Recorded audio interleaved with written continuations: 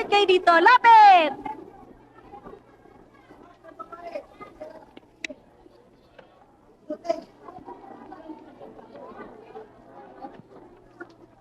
Mama, mga misis, 9 na lang ang kilo. Naku sariwang-sariwa ho yan. Doña Carmela, siya si Tibang. Hindi yata ako makapaniwala. Anong nakita sa kanya ng aking anak?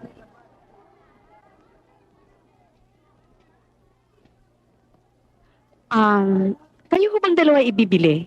O magbubulungan na lang kayo dyan? Bastos pa pala. Palibhasa ay mal-edukada. Hoy, umalis na nga kayo riyan kung hindi kayo bibili. You're blocking the driveway. Marunong naman palang uminglis eh. Aba, at ininsulto pa ako ng kondensang ito. Hoy, Tigresa, magdanda ka ng pagsasalita ah. Baka hindi mo kami nakikilala. Hindi ako interesadong makilala kayo. Hoy, lumayas na kayo rito at baka hindi ako makapagpigil sa inyo, ha?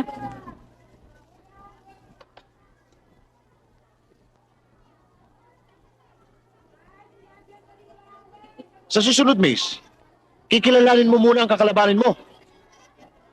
Eh, bakit? Sino ba sila? Siya si Doña Carmela. Siya ang may-ari ng palengking ito.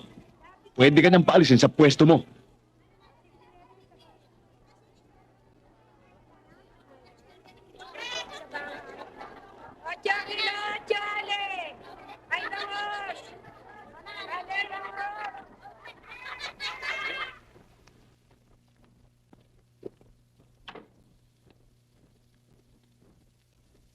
Ang mayaman lang itong lugar na ito, ah.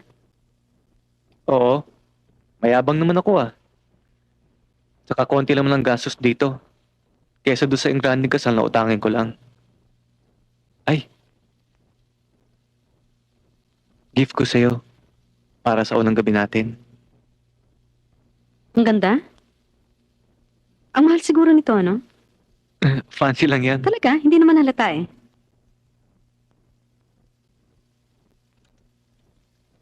I love you. Nakakahiya. Wala man lamang akong regalo sa'yo. Ay, siya nga pala. Sa'yo na lang itong kwintas na ito. Pamana pa ito sa akin ng nanay. Huwag mo iwawala, ah.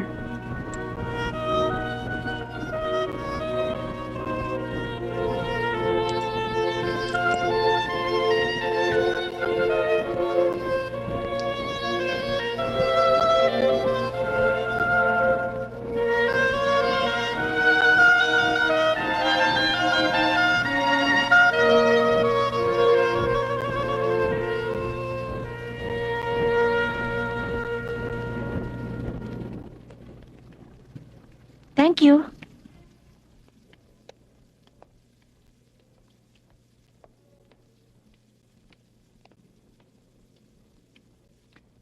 Buenos dias, señor y señorita.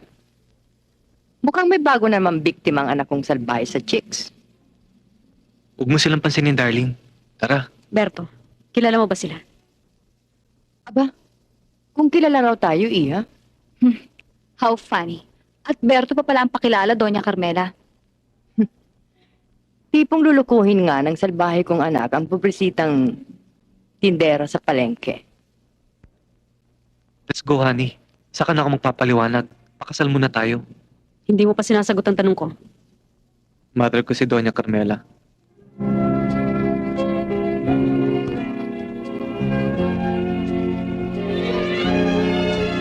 At girlfriend niya ako. Kami ang pakakasal. At hindi kayo. Epokrita. Mayroon bang hindi nakakaalam na si Robert ay anak ng isang milyonarya? Aber, Hindi ko ho alam. Wes, tanga ka. Tanga nga ho ako. Napakalaking tanga, Doña Carmela.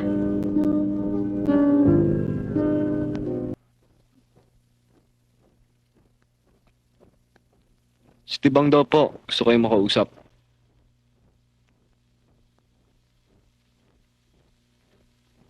Papasukin ng ambisyosang babaeng yan.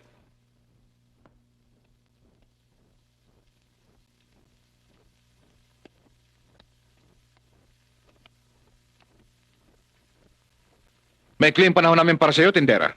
Sabihin na ganun sadya.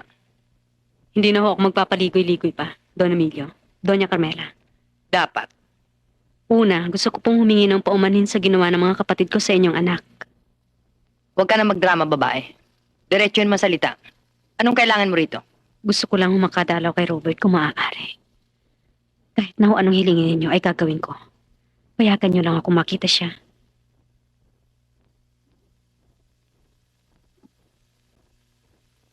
Talaga? Papayagan kita. Salamat ho. Maraming salamat ho. Sa isang kondisyon. Kahit na anong kondisyon, Doña Carmela. Magaling.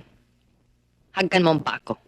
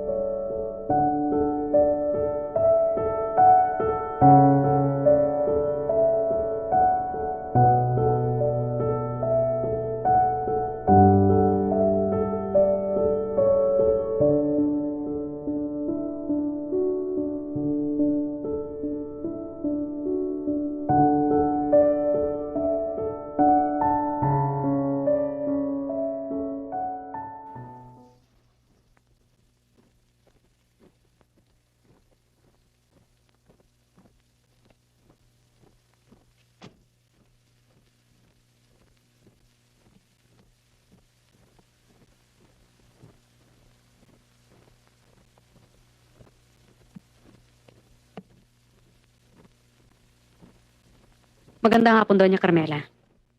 Ako ang bagong may-ari ng bahay na ito. Kung inyo natatandaan, hindi ito ang unang pagtapak ko rito.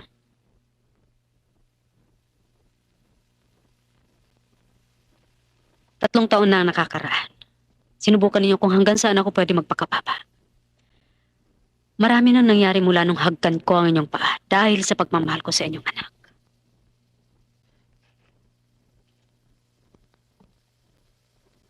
Hindi naman ako masamang tao eh. Handa kong kalimutan lahat. Ang ginawa ninyong paghamak sa akin, ang inyong pagkakautang, pwede ko rin isoli itong bahay na ito dahil hindi ko ito kailangan. Sa inyo muli ito. Sa isang kondisyon.